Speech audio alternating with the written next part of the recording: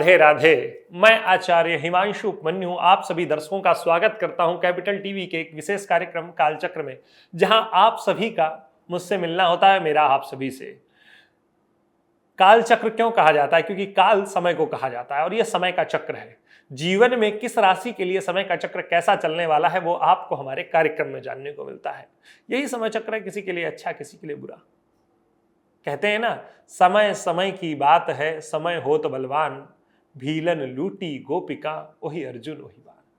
समय की बात थी कि उन अर्जुन के बाणों ने भीष्म पितामह, द्रोण और अनेक योद्धाओं को पराजित किया, कर्ण, जयद्रथ, लेकिन भीलों से जो है वो गोपिकाओं को ना बचा पाए। तो ये समय की ही बात थी। तो व्यक्ति का समय बलवान होता है और व्यक्ति को कई बार इस बात का भ्रम हो जाता है कि वो बलवान है। हम कालचक्र के माध्यम से यही समझाने का प्रयास करते हैं कि आपका समय आपके पक्ष में है या विपक्ष में है। तो अगर विपक्ष में है तो सावधानी से चलिए, अभिमान के साथ नहीं, क्योंकि अभिमान किसी का टिका नहीं है। आइए जानते हैं इस सप्ताह में सनातन धर्म से जुड़ा हुआ ऐसा क्या खास है जो आपको जरूर जानना चाहिए। 13 तारीख को पंचक आरंभ हो रहे हैं, 12:20 दोपहर से। उसी दिन पापांकुशा एकादशी है। 14 तारीख को पद्मनाभ द्वादशी है और 15 तारीख को प्रदोष व्रत है, भौम प्रदोष। और 16 तारीख को कोजागरी पूर्णिमा है, जिसे शरद पूर्णिमा के नाम से भी जाना जाता है। और 17 तारीख को पंचक समाप्ति हो जाएगी और उसी दिन महर्षि वाल्मीकि की जयंती है और पराशर जी की जयंती है। महर्षि वाल्मीकि जिन्होंने रामायण जैसा ग्रंथ लिखा, जो भगवान राम के नजदीक हमें लेकर जाता है और उनके पुरुषार्थ, उनके परिश्रम, उनके पराक्रम के विषय में हमें बताता है। निश्चित तौर पर ऐसे संत, ऐसे महर्षि, ऐसे मनीषी बहुत कम होते हैं जो आपको आपके इष्ट, आपके आराध्य के विषय में बताएं और उसमें कुछ भी ना छिपाएं। वरना सब जो भी अपने समय के आधार पर लिखते हैं, मैं मॉडर्न डे की बात कर लूं, जो भी अपने समय के आधार पर लिखते हैं, एक व्यक्ति चुनते हैं, उसके विषय में जो अच्छा होता है वो लिख देते हैं और जो भी ऊपर नीचे होता है उसे छोड़ देते हैं। परंतु उन्होंने ऐसा नहीं किया। उन्होंने एक एक चीज लिखी। उन्होंने राम के पुरुषार्थ को लिखा, राम के बचपन को लिखा। भगवान राम हमारे सनातन धर्म का आधार हैं और कुछ लोग आजकल आधार पर ही बाहर करते हैं, क्या ही कहा जा सकता है। और पराशर जी की जयंती है। पराशर जी की जयंती हमारे लिए इस वजह से मतलब जो है बहुत आवश्यक है क्योंकि हम लोग ज्योतिष पर बात कर रहे हैं और महर्षि पराशर, ज्योतिष में उनकी रचनाओं का कोई जोड़ ही नहीं था, कोई मेल ही नहीं था, कोई उनके आसपास भी नहीं आ पाया। वारामिहिर, पराशर, तो ऐसे संतों को, ऐसे दिव्य पुरुषों को हमारा प्रणाम। आगे बढ़ते हैं। 18 तारीख को कार्तिक माह आरंभ हो रहा है और कार्तिक माह आरंभ होते ही हमें दीपदान आरंभ कर देना चाहिए। दीपदान क्यों? क्योंकि इस समय ही सबसे अधिक आवश्यकता होती है ऊर्जा की, और दीपक क्या है? एक ऊर्जा है। आइए आगे बढ़ते हैं, जानते हैं राशिफल के विषय में, किसके लिए कैसा सप्ताह व्यतीत होने वाला है। तो जो हमारे मेष राशि के जातक हैं उनके लिए मैं बता दूं कि यह सप्ताह बहुत अच्छा बीतने वाला है। अच्छा समय है, जीवन में भाग्य का सहारा है, परिवार में खुशियां हैं, जीवन में सुख की वृद्धि है, कार्य क्षेत्र में सफलता। और चाहिए क्या? थोड़ा बहुत पैसा वैसा खर्च हो सकता है लेकिन वो कोई मायने नहीं रखता। अगर आप खुश हैं, आपके अपने खुश हैं, तो पैसे का खर्च बहुत वर्थ है, बहुत लॉजिकल है। आइए आगे बढ़ते हैं, अगली राशि के विषय में जानते हैं। अगली राशि हमारी वृषभ राशि। वृषभ राशि के जातकों को थोड़ा नुकसान हो सकता है पैसे का। वो क्यों हो सकता है? क्योंकि आप अपने खर्च पर लगाम लगाना नहीं जान पाएंगे। आपकी राशि के जातकों ने जो तय कर लिया वो करना है, आपको कोई पीछे नहीं कर सकता, क्योंकि आपकी राशि जो है वो इस प्रकार से निर्णय लेने में माहिर है कि हमने निर्णय लिया है तो हम उसे पूरा करके ही मानेंगे। उसके लिए क्या इतिहास आपके बारे में लिखा जाएगा और आपको क्या माना जाएगा, आपको उससे प्रभाव नहीं पड़ता। क्यों? क्योंकि आप शुक्र की राशि है और शुक्राचार्य जी उन्होंने इस बात से कतई जो है अपने आप को भयभीत नहीं होने दिया कि उनको असुरों का दैत्यों का गुरु कहा जाएगा। उन्होंने निर्णय लिया कि मुझे इन्हें शिक्षित करना, इन्हें समझाना है, तो उन्हें समझाना था, करना था, नुकसान से कोई फर्क नहीं पड़ा। आप भी ऐसे ही हैं कुछ। आपको कार्य क्षेत्र में सफलता मिलेगी, जीवन में परिवार में खुशियां मिलेंगी, लेकिन थोड़ा सा सावधान रहें खर्च को लेकर। अगली राशि हमारी जो है मिथुन राशि। मिथुन राशि के हमारे जो जातक हैं, पीड़ा, भय, थोड़ी सी शारीरिक समस्या, कि मैं पहले ही कह रहा हूं पीड़ा जो है वो दर्द कहीं ना कहीं तकलीफ बनी रहेगी, बाकी आपके सब कुछ पक्ष में है।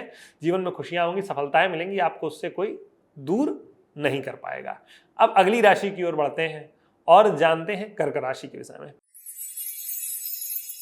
तो कर्क राशि के जातकों के लिए सप्ताह थोड़ा सा खराब है। कार्य क्षेत्र में मिल रही सफलता के कारण आपकी राशि के जातक अपने कार्य में इतने अधिक व्यस्त हो सकते हैं कि अपने आप को शारीरिक और मानसिक विपदाओं बाधाओं में फंसा सकते हैं। तो उसके प्रति थोड़ा सावधानी रखिए, सचेत रहिए, क्योंकि यह स्थिति आपके लिए नुकसानदायक हो सकती है, संभवतः किसी दुर्घटना का कारक भी बन सकती है। आगे बढ़ते हैं, सिंह राशि के विषय में चर्चा कर लेते हैं। सिंह राशि जो हमारी है, उनके लिए मैं बता दूं कि यह सप्ताह ठीक ठीक व्यतीत होगा। मिश्रित है, कुछ शारीरिक तौर पर चोट चपेट की स्थिति तो बनती हुई दिखाई दे रही है, परंतु जीवन में लाभ सुख की स्थिति भी बढ़ती हुई दिखाई दे रही है। तो मिले जुले परिणाम है सप्ताह आपकी राशि के जातकों के लिए। आनंद लीजिए और अपने कर्म को लगातार करते रहिए। अब अगली राशि हमारी जो है कन्या राशि। कन्या राशि के जातकों के लिए थोड़ी सी समस्याएं हैं, क्योंकि किसी दुर्घटना के कारण आपके आसपास शोक का वातावरण तैयार हो सकता है। सप्ताह कुछ ऐसी स्थितियां बनेंगी, कुछ ऐसे ग्रह योग आपकी राशि के जातकों के लिए बन रहे हैं। जीवन में सुख बढ़ेगा, समस्याओं से पीछा छूटेगा, तो अच्छा है, लेकिन फिर भी आपको सावधान रहना चाहिए बुरे समाचार के प्रति, क्योंकि वो कहीं ना कहीं अधिक तौर पर आपको परेशान कर सकता है। आगे बढ़ते हैं, जानते हैं तुला राशि के विषय में। तो तुला राशि के जातकों के लिए सप्ताह थोड़ा सा रोक देने वाला सप्ताह होगा, लेकिन रोग कहीं ना कहीं सुलझेंगे भी। ऐसा नहीं होगा कि सिर्फ आपको उलझा करके ही रखेंगे, कुछ आपके लिए समस्याएं कम भी होंगी और साथ ही जीवन में सुख बढ़ेगा। आपके अपने आप का सहयोग करेंगे। अब अगली राशि जो है वृश्चिक राशि। वृश्चिक राशि के जातकों के लिए सप्ताह थोड़ा सा खराब है। एक तो आपके मस्तिष्क में बुरे विचार इस सप्ताह अधिक होंगे और साथ ही मन में डर, जो एंजाइटी जैसी समस्या की जिसकी हम चर्चा करते हैं, वैसी स्थिति मुझे इस सप्ताह वृश्चिक राशि के जातकों के लिए बनती हुई दिखाई दे रही है। तो कोशिश करें उन लोगों के साथ बैठें, उन लोगों से बात करें जो बहुत सकारात्मक हैं, जिनके अंदर पॉजिटिव एनर्जी इतनी है कि आप उनके पास जाएं तो आप पॉजिटिव महसूस करने लग जाएं। यही सप्ताह में आपके लिए सबसे बेहतर होगा। उन लोगों को अपने पास रखें जो पॉजिटिव हैं, निगेटिव लोगों से थोड़ा सा दूर रहने का प्रयास करें, अन्यथा ये सप्ताह आपके लिए थोड़ा भारी पड़ सकता है। अगली जो हमारी राशि है धनु राशि।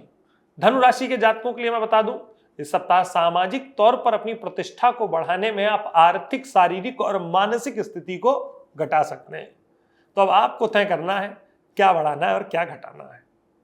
ऐसा ना हो कि घर चूहे पर सलामी तोप से हो। घर में जो है छत चू रही है और आप बाहर निकल करके जो है बाबू साहब बने हुए हैं, तो इससे थोड़ा सा बचिए। ऐसा व्यवहार जीवन में समस्याओं का कारण बन सकता है।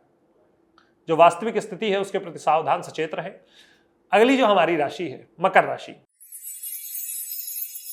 मकर राशि के जातकों के लिए सप्ताह सुख देने वाला है, जीवन में लाभ बढ़ाने वाला है, सफलता देने वाला है और सामाजिक सम्मान भी देने वाला है।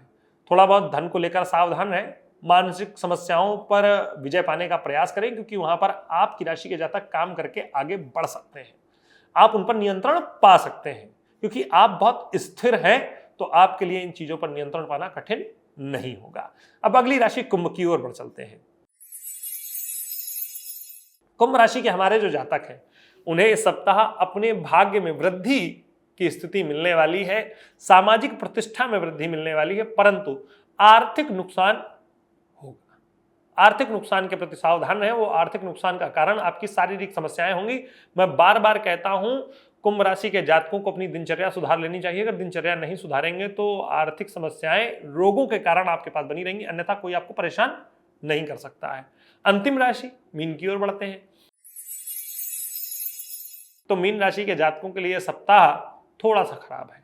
भाग्य का सहारा मिले, कहीं सफलता मिल जाए तो इतना उतावले ना हो जाएं कि जाकर के किसी से विवाद कर लें, कि जैसे ही आप विवाद करेंगे आपके शत्रु आप पर हावी हो जाएंगे और आपके लिए समस्याओं का एक द्वार खोल देंगे, जिसमें आर्थिक उलझने आपके लिए सर्वप्रथम तैयार होंगी। व्यावसायिक कार्य क्षेत्र में तो किसी से कोई विवाद करने का प्रयास ही मत करिए, कैसा भी, कोई भी, कुछ भी, कोशिश करें कि वहां से जैसे भी हो बाहर निकल जाए। यही इस सप्ताह आपका सबसे बड़ा उपाय होगा। तो आपको हमारा कार्यक्रम कैसा लगा जरूर बताएं। अगले सप्ताह आप सभी से पुनः मुलाकात होगी। तब तक के लिए राधे राधे।